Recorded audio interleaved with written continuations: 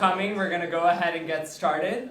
On behalf of Stanford Energy Club, it's our pleasure to welcome all of you to our opening keynote address of the 6th Annual Stanford Energy Week by Boryana Straubel. Stanford Energy Club is Stanford's largest student-led energy organization. We serve as a nexus for Stanford's energy community, bringing together industry innovation, cutting-edge research, policy experts, and student-led initiatives, all under one roof.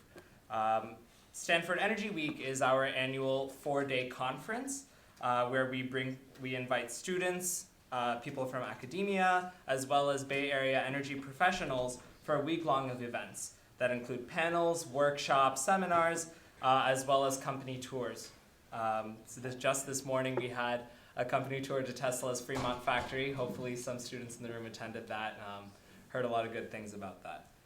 So this year, our theme for Stanford Energy Week is Pathways to a Zero Carbon Future. The conference will explore the combination of technological, business, and policy solutions needed to make tangible progress towards a carbon-free global energy system by 2050. To find out more about the entire conference, please visit stanfordenergyweek.com. It has all the information about all the events happening this week. We have things tomorrow, Thursday, and then our main session is on Friday. That'll be an all-day session of panels and workshops. So feel free to check out our website and join us on Friday for the full-day session. And that'll be right on campus in Lee Cushing Center. Now, without further ado, we'll go ahead and introduce Boryana. Yeah, thank you, Kailash. Welcome, everyone. We're honored to welcome Boryana Straubel as this year's keynote speaker for Stanford Energy Week 2020. Boryana Straubel, Executive Director of the Straubel Foundation, is passionate about helping accelerate the transition to an environmentally sustainable future. Through the Straubel Foundation, Boryana and her husband, J.B. Straubel, invest into future leaders via the Straubel Leadership Awards, educating via partnerships with Stanford and the RMI, and innovate early-stage ventures that are focused on fundamentally re-engineering the world. Over a decade at Tesla and the Wikimedia Foundation, Boryana built and led key functions such as analytics, operations, program management, and M&A integration. Boryana serves as an advisor to the Energy and Environment team at the Stanford Impact Fund and the Midwest Renewable Energy Association. Boryana holds a bachelor's in economics from the University of California in Berkeley, and both a master's in management from Sloan and a master's in management in science and engineering from Stanford University. Additionally, she is a presidential leadership scholar. She's a lifelong learner and a global nomad. Boryana was born and raised in Bulgaria and has lived in Germany, Austria, and Russia. She calls the United States home since 2005. So without further ado, please welcome Boryana.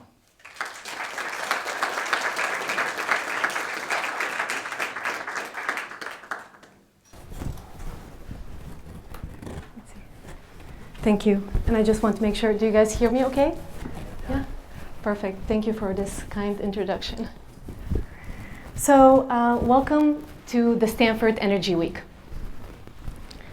This week's focus, or this year's focus, is Pathways to a Zero Carbon Future. A very exciting focus.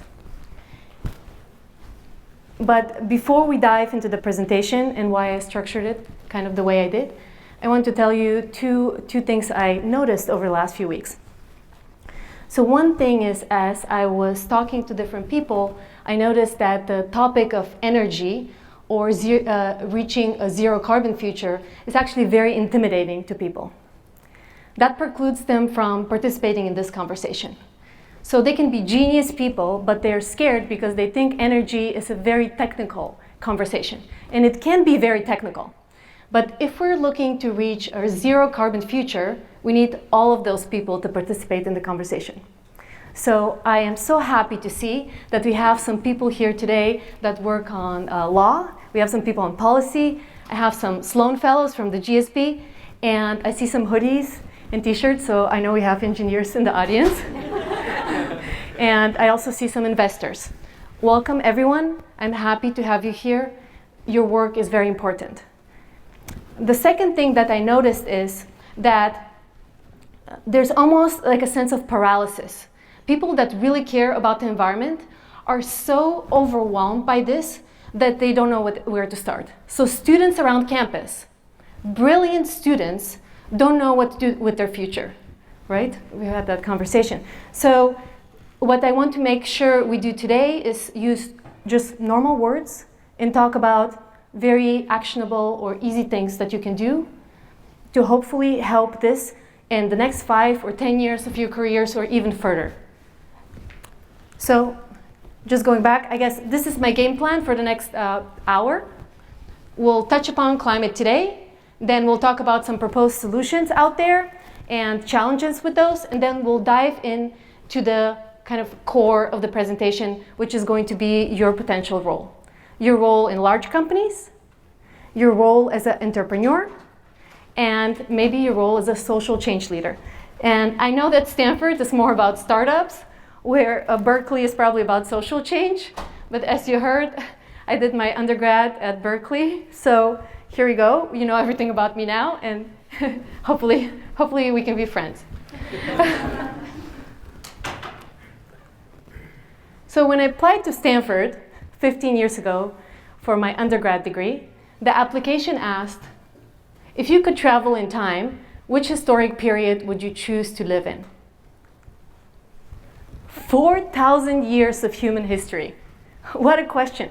Like, what way are you going to look to answer this question? And there are many angles to this. But one important angle is this, energy.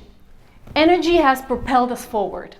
It's at the core and base of everything that we do, from the discovery, of fire to the Industrial Revolution. This is what societal progress is based on. And although the Industrial Revolution was wonderful for the world, it brought a lot of prosperity, it changed a lot of lives for the better, it also had some negative externalities. So now we get to try things again. So the opportunity that we have at hand is changing the whole world and reaching carbon neutrality by 2050. In order to do that, every part of the world around us needs to look completely different. And that is our opportunity. We get to actually participate in re-engineering the world. That is incredible. And that's basically what we can do. That could be our legacy. Everyone here in the room could participate and help drive this. So let's quickly touch upon how things look today. So as I mentioned, or as you guys also mentioned, I did my graduate degrees here at Stanford. And I was paying attention to what makes a good lecture. I want to make this good for you. So there are 3 things that professors do to make a lecture good. One thing is they assume we have read the homework materials. And students at Stanford, they're pretty good. But at the GSB, the Graduate School of Business, we don't always read the case studies. Glenn? Yes. The second thing is the professors let us in. They told us what breaks their heart. They told us what makes their heart beat. They told us what inspires them and why they do the work that they do. And that was very special. And the third thing that professors did was they had a blast. Even the most serious subject matter experts, like Ramesh with machine learning here in engineering, or Glenn that sits over there who teaches winning writing at the GSB and takes his craft very seriously. He's a legend in his field. He has a blast in his class. So Glenn, today I'll try to do all those 3 things and hopefully I'll do a good job. So this is a concept that inspires me personally. It's called Earth Overshoot Day. Earth Overshoot Day is a day of the year on which we have used up all the natural resources that the planet can regenerate naturally and are now entering into climate deficit. And I love this concept because it summarizes everything around us. So all the overwhelming stuff is just boiled down to one day of the year, and we can measure how we're doing. So in the 70s, this day was December 29th. Pretty good. 30 years later, it was in September. Last year, it was July 29th. And it was actually July 29th the year before. But the 2 years before, 16 and 17, it was in August. And you can look at Earth Overshoot Day and calculate that for every country and every person. You can go online and do it for yourself if you'd like. So for the US, it's March 15th. That is pretty bad news. If the whole planet did like the US, we would need 5 planets, 5 Earths, to undo the damage we're doing every year. If you look at the average, the current average for Earth is basically we need 1.75 planets, Earths, to undo the damage we're doing on an annual basis. So, not that good. And I promised, I assume that you have read your homework assignment. You're at the energy conference, you know things are pretty bad. I won't show you boring graphs like this, but just this one. So, most of the damage happened in the last 100 years, right? The Industrial Revolution. This looks depressing. However, I was walking around the National Archives in Washington, D.C. a few weeks ago, and I was looking at all the progress that we have made as a society in the last 100 years. So this is bad, but there's also a lot of amazing things that have happened. So 100 years ago, it was actually legal in this country for children to work under unsafe conditions. There's some horrible stories and pictures out there. And women had less rights. So did people of color. So change happens very quickly, both negative change and positive change. So I'm actually optimistic. I think we can reach zero carbon if we try really hard. So how are we going to make this work? So looking at all of history, there are 4 drivers that enable change. 4 drivers have basically driven most of the things that have been positive out there. One is government policies. And we have a session, I think, on Friday that focuses on policy, right?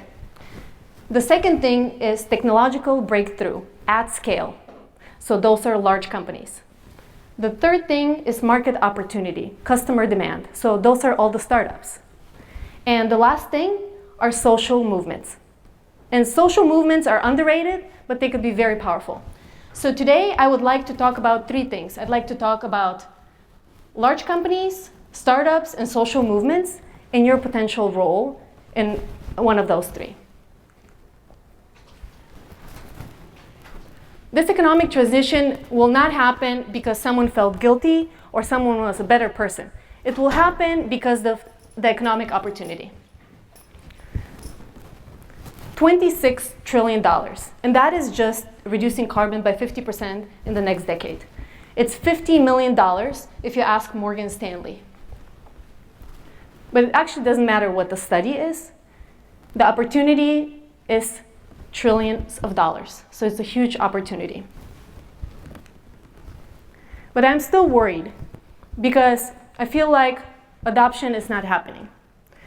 In order to reach carbon neutrality by 2050, we need to actually go through the fastest economic transition in human history.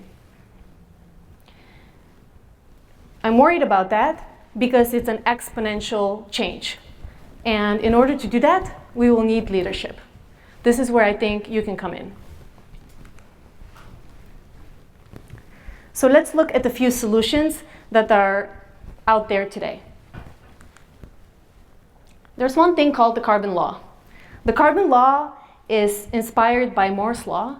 Moore's law says that computers get a few times faster and a few times cheaper every few years. The carbon law says that we can reach carbon neutrality by 2050 if we reduce carbon by 50% in the next decade, and then do it one more time and one more time. And I know some people in the audience have a problem with this carbon law because it kind of feels like it's pushing the problem into the future. And that is a valid point. But let's entertain it for just a second. So we need to reduce carbon by 50% in the next decade. If you look at the US emissions gap report, it says that we actually have technology out there today at scale that could reduce emissions by 56% in the next decade. It could reduce emissions by 64% if we include technology that hasn't yet proven to scale. So if you're looking for a place to start, a place where you can have impact, this is a pretty good summary because it separates everything by industry, right? Transportation, food and agriculture, buildings, and then shows you the potential impact of each of those. All of those are things that you could do to help us move forward. But one point I really want to emphasize is that you need to make sure you follow your talents. Don't follow just trends. So as you're going through this energy week, I want you to be really honest with yourself. What are you really good at? Really think about what you're good at and what you can apply that to. Don't think about all the current trends. The trends are very distracting. So look at electric vehicles as an example. Electric vehicles are pretty sexy, right? Very trendy, but they can reduce carbon by 1.3 gigatons in the next decade. If you look at something like refrigerants, not as cool, not as sexy, but they can reduce CO2 by more than electric vehicles. And then if you look at better recycling of raw materials, again, I haven't seen any sexy advertisements, but almost twice as much as electric vehicles. So as you're going through Stanford Energy Week, think about what you're good at, and then don't follow the trends. Think about where you can have the biggest impact. I bet you recycling is going to become really cool in a decade or two, right? But we still have a few large gaps. We don't have really good solutions for them right now, and we're not ready with solutions if we're looking at the carbon law and reducing emissions for the following decade. Gaps include aviation, shipping, cement, steel, and I would probably add agriculture to this list. But again, change can happen very quickly. 100 years ago, in 1914, the first commercial flight flew for 23 minutes over Florida. 100 years later, in 2013, $3 billion people bought a flight. So just in 100 years, that's how quickly things get adopted and things can change. So if there are some amazing aviation solutions out there, they will get adopted very quickly. So as overwhelming as it is, I think the solutions will help us drive it forward. So let's start talking a little bit about your role. And I'd like to start with Tesla. We have some people from Tesla here, actually. So it's actually very strange to me to think about Tesla as a large company. And some of you went to the tour earlier today. It's a pretty large company. It is true. And you probably think that working at Tesla, you probably think I had a really fancy job, or it's like really cool. And you probably think it looked like something like this, right?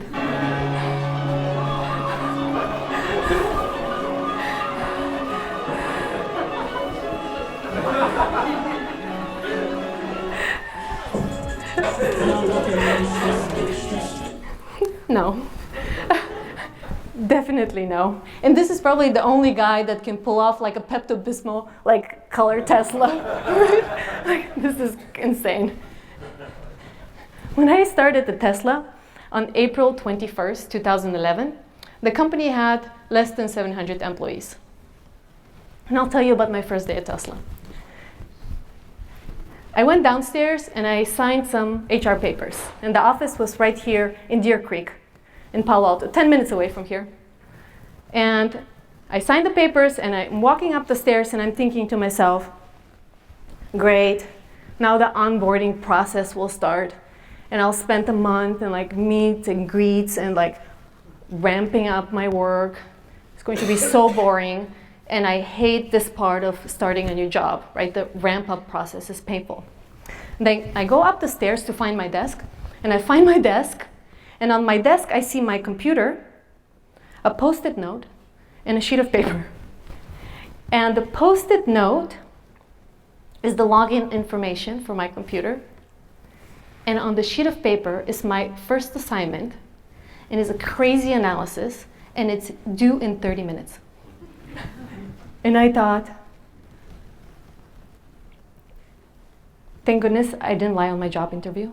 I actually know how to do this analysis.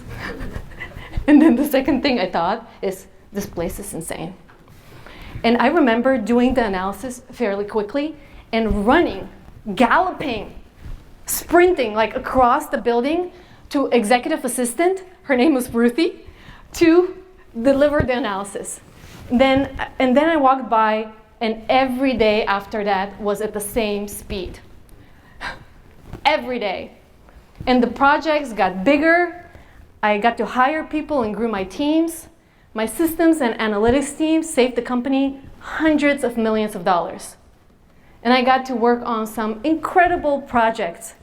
M&A is probably one of my favorite things because you merge cultures. So we merged the Grumman engineering culture from Germany, and then we attempted to merge Solar City culture into Tesla. Solar City was 13,000 employees. And usually you would hire a big consulting team, super expensive. It would take a year or two to merge them. At Tesla, my team was given a generous 2 months. And I'm not even joking. That is a very generous, Revilla, that's true, a timeline for Tesla. Yes. But when I think about Tesla, I actually think about the people, because the talent at Tesla is Tesla's secret sauce. Many people get distracted by the idea, but I think the idea is important, but the people and the leaders behind the idea are actually that make it happen. You may have the most incredible idea. If you have a crappy team, it's not going to work. It's going to fail. Or you can have a good idea and have the most incredible people, and they will figure out to pivot and what to do, and it will become a success story. And I want to talk about leadership for a split second, because I think this is what actually adds to the paralysis I was talking about. I have a love-hate relationship with the word leadership, because it seems like leadership, or like being a leader, is reserved for like a hand-selected few people, some chosen people that have like some special powers that we should all follow. That is not correct.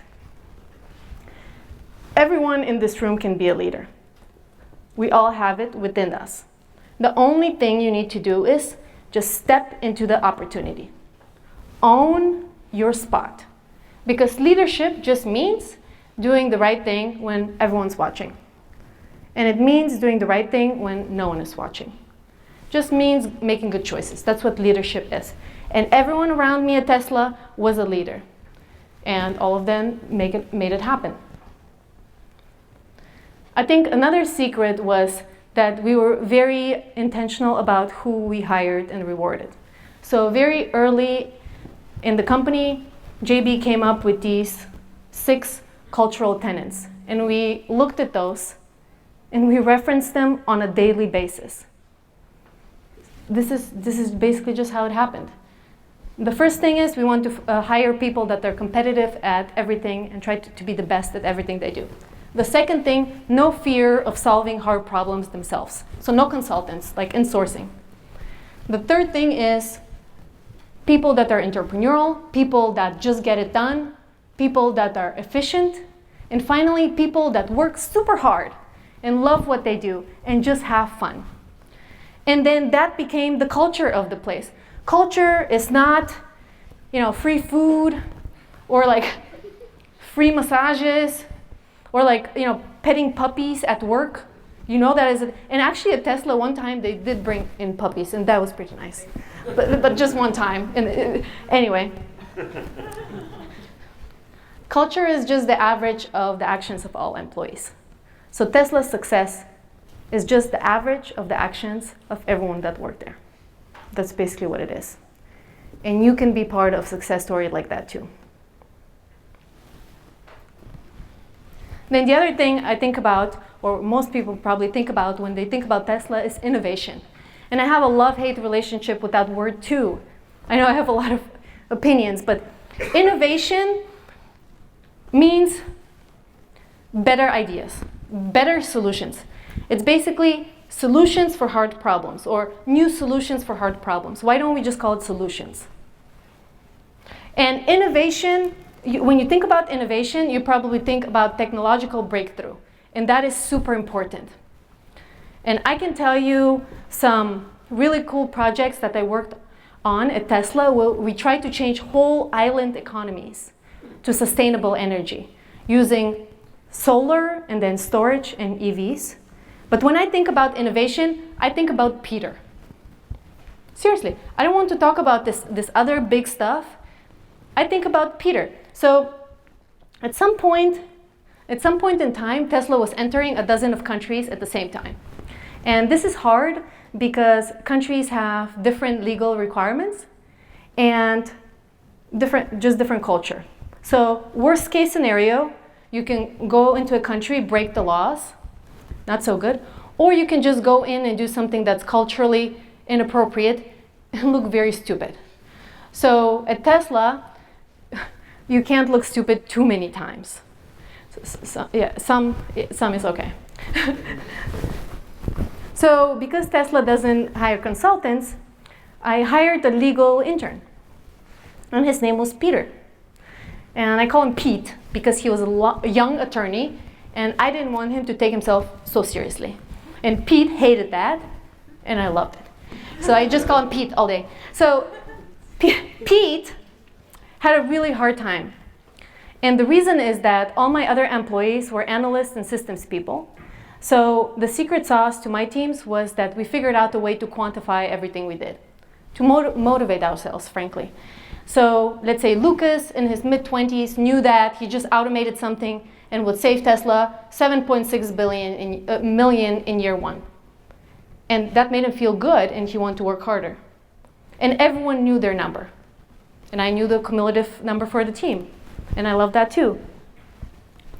And we celebrated those things all the time. So we would automate something or make it better.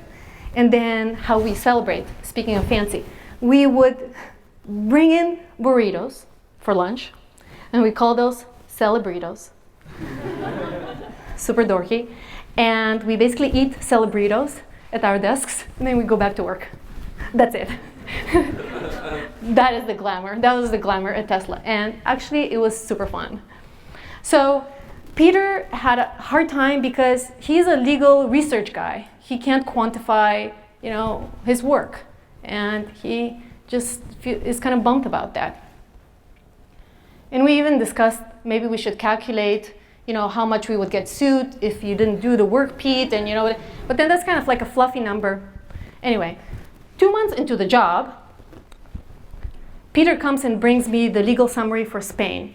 So he brings me a little summary, I distribute it to everyone reads, and when we enter the market, we basically do it the right way. But Peter says, I think I discovered an opportunity for us. I said, oh, tell me about it. He says, well, our business development team and government relationships team, they work on the big stuff, like carbon credits or big policies. But there are all these local incentive programs that no one is taking advantage of. And he says, for Spain and our current little hiring plan, if we put our office in a certain location, and if we try to attract and hire certain people that have a hard time finding a job otherwise, we'll get incentives. And I said, how much is it, Peter? He says, 600K. I said, okay.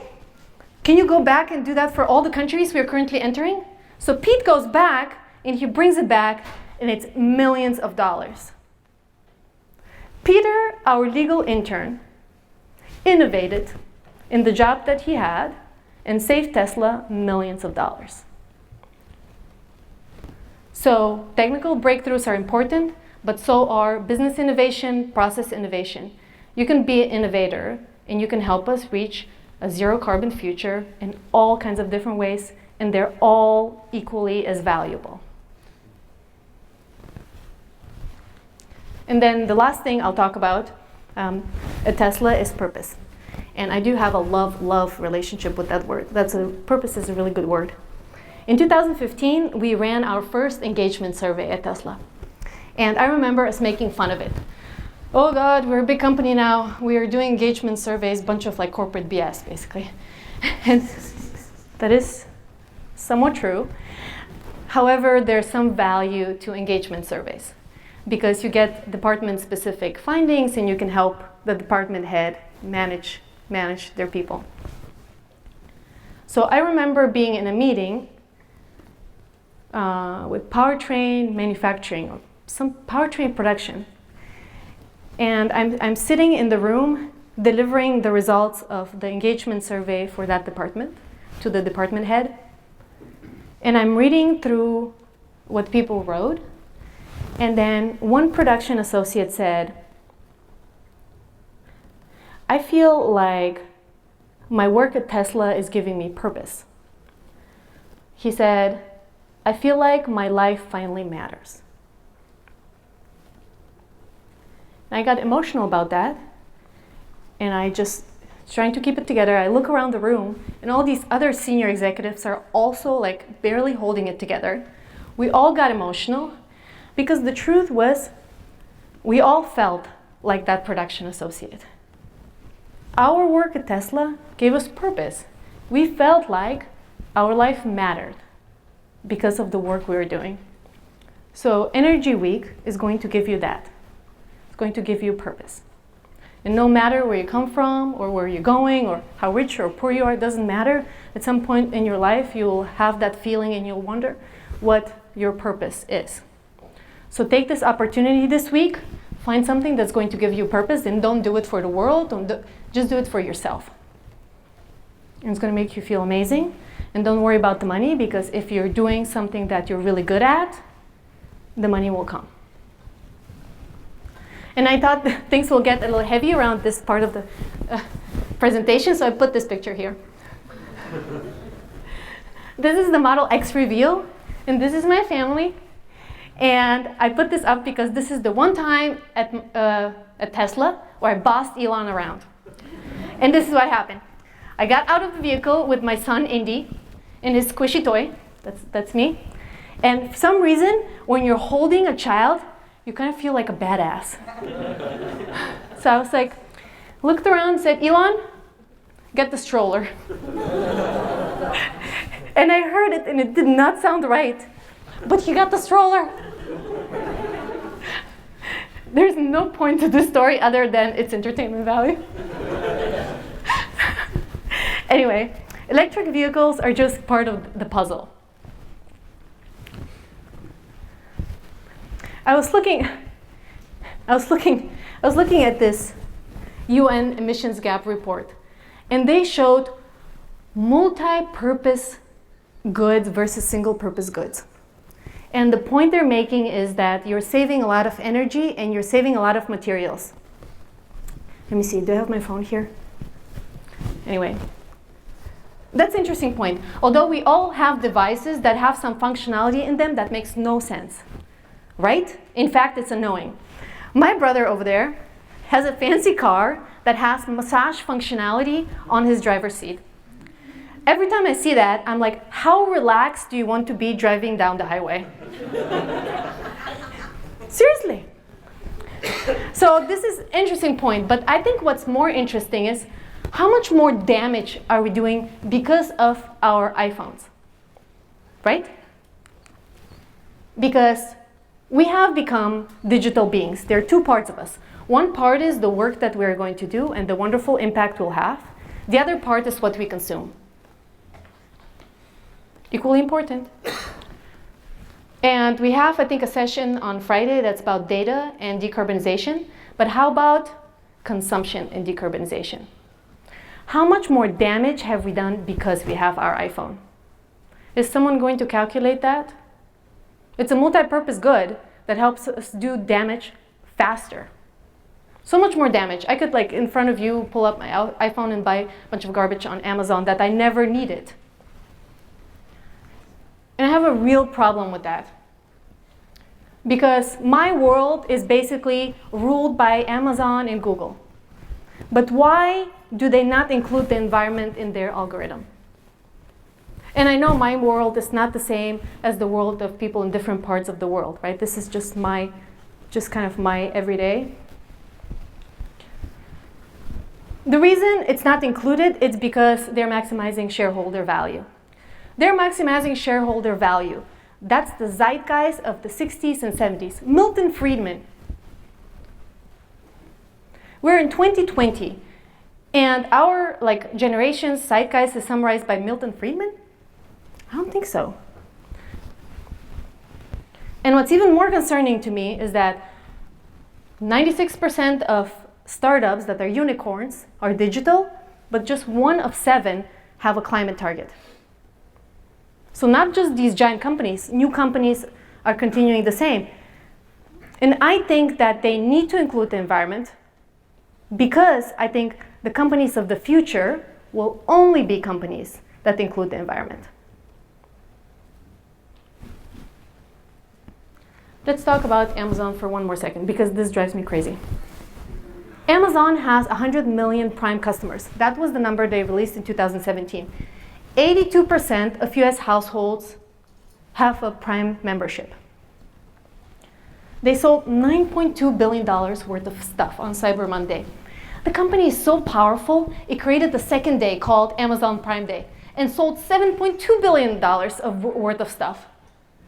Why is there no Amazon Earth Day that sells only environmentally sustainable products? In September last year, 1,500 Amazon employees went on strike because they just really couldn't take their company's environmental impact anymore. 1,500 employees. That is a lot of employees, right? You know how many employees Amazon has? 653,300 employees, based on their Q2 report of last year. The 1,500 wonderful people were less than 0.25% of their employees. Nothing. At the same time, 700 Google employees went on strike too. I'm not even going to tell you what percentage that is. It's nothing. The reason is that the employees of Amazon and Google actually don't have power. The consumers have the power in this case. Like we, the people in this room, have way more power. So what if we started hashtag don't buy anything on Amazon Prime Day unless Amazon includes the environment in their algorithm, or at least on the filter on the side. $7.2 billion, and we'll say we won't buy anything unless you do this. Do you think they'll care? Just an idea. And I know yesterday Jeff Bezos said he'll put $10 billion towards the environment. That is wonderful news. You know what else is great? He makes that in one day. So it's a good step forward, but it's not enough.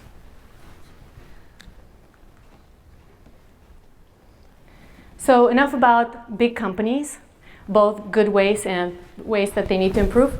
Let's talk about startups and your role in startups. So this is a cattle feedlot in Texas, and the water is so beautifully magenta because the chemicals that they're using are so beneficial for the environment. I don't think so. This is where you come in. And remember, I told you about some gaps, so you can either join startups that will have a very important role, and these are pretty big topics, or you can do something else. You can help me with this. This is my son Arden in the kitchen when I try to feed him alternative meat hot dog. And please excuse the helmet hair, I cut it myself. We've improved since. So I tried to feed him the alternative meat hot dog, and you know what he tells me? No, Mama, it tastes really yucky. And he's right, it does taste really yucky. And JB over there, his dad, looks at us and is like, oh boy, this is an uphill battle. This is not gonna work, he says. He says, you know what? Someone needs to come in and change the slope of the mountain. Everybody, I live with a genius. And truly, what JB means is that this is an uphill battle. If someone came in and created a better product, a hot dog that is really tasty, that changes the slope of the mountain, and my son would just eat the stuff. He would not, fight me. That's what we need. We need better products everywhere we look. Better alternative meat hot dogs, better everything. We need, green chemistry. There's some chemistry majors over there. Love. Waste to energy, children's toys. You can put anything around you on here. Every aspect of agriculture. Opportunities everywhere. And I know it's going to be some people in this room that will come up with incredible solutions that are going to help us move this thing forward and reach carbon neutrality. So I'm excited to see that. And then finally, I'd like to talk about social change. The third driver or the third lever that we can pull to make progress. In 1966, Stewart Brand got high on a rooftop in San Francisco. And my message is not to get high on the weekend. Although weed, I guess, is legal now, so, you do you. As Stewart got high, he thought that he saw the buildings in San Francisco diverging. And he thought, oh, that makes sense because the Earth is round and they're diverging based on the contour of the planet. And then he thought, wait, why haven't we seen a picture of the whole Earth yet? So he started a campaign. And he sold these 25-cent buttons. And he campaigned to NASA saying, why haven't we seen a photograph of the whole Earth yet? That's it. And he sold those buttons everywhere. He went to Berkeley. UC Berkeley kicked him off the campus. Then I think he came to Stanford. Stanford did not kick him off campus. He went to MIT, Harvard. And a year later, NASA published this picture. This is just 50 years ago. 50 years ago, we saw our planet for the first time ever. Just started with some buttons. And Stewart thought that this would be a very unifying symbol for all of us. And he was also very kind of inspired by the overview effect. The overview effect is a cognitive shift that astronauts experience when they go into space and they see Earth for the first time. They actually have this overwhelming feeling and they understand that it's a living and breathing organism that is impacted by both the positive and negative things we do to it. So he thought that that will help us understand kind of what we're doing and put our actions or work in context. And he was so inspired by that he created the Whole Earth Catalog. And by the way, I have a Whole Earth Catalog here from 1969 if you want to take a look at it after that. This thing is amazing. And the Whole Earth Catalog inspired a whole generation. And some say that this was the start of the environmental movement. And some say this was the internet before the internet. But I don't really think so because this had only environmentally sustainable solutions in it. That is not the internet. In fact, we don't have a website that has solutions in every aspect, but they're just environmentally sustainable products. You read this thing, it's absolutely beautiful and so ahead of its time. And then when Steve Jobs delivered his speech here at Stanford, and he ended it with saying, "Stay hungry, stay foolish," he was actually just quoting the Whole Earth Catalog because that inspired him too. So Stewart Brand, with his 25-cent buttons, started the environmental movement. And this is how he printed the catalog. Everybody, key takeaway. You don't even need a shirt to be a social change leader. You do, however, need a bandana. And I studied this a lot. I think you also need to drink copious amounts of V8 in order for this to work. But the point I'm making is, this is how this looked. You can do this too. And the other thing is, Stewart right there had many ideas. This is not just one idea that he had that, oh my God, changed the whole Earth. No, he had 10 ideas, most of them failed. You can go read about him, about all his ideas. But my point is, allow yourself to try different things. Failure is okay. Confidence does not exist unless there's failure. A person cannot be truly confident if they haven't failed. I want you to try different things because some of them may end up changing the world like this guy did. And I'm so excited because the faces of today's leaders look like this. This one needs no introduction, but they also look like this. Kelsey is right there, and she and Alice, also right there, work on changing the US legal system to include the environment. That's it. And then we have Ben Grant, and Ben sits right here. And Ben is also excited or inspired by the overview effect. He does daily overview is what his work is called. And actually, Ben, just one comment. I think I've been using my couch incorrectly my entire life. Is that how you're supposed to sit? Does that help you with the overview of the room? Anyway, Ben takes beautiful satellite images like this. My whole presentation was basically made of his images. And he has these books with these images, looks like this, the daily overview, you can look at that too. And he is trying to inspire people to think about the positive or negative impact that we have on our planet. So you see the deforestation in Bolivia, some lithium ponds. You see this amazing solar project in Nevada. This is airplane flying over. That's how large this thing is. It's very cool. And then you see a super bloom, which looks very beautiful, but is actually bad news.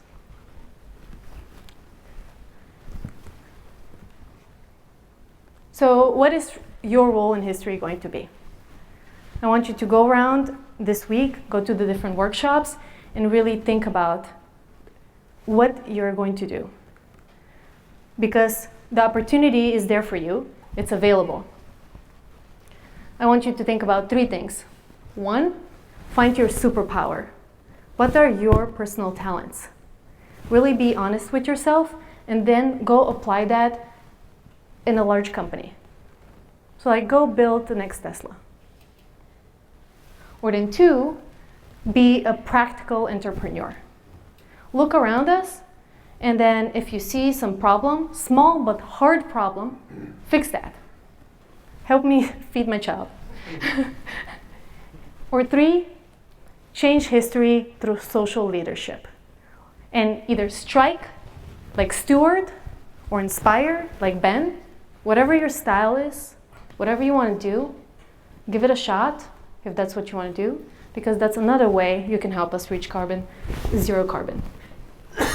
And before I wrap up, I just want to say thank you for being here today.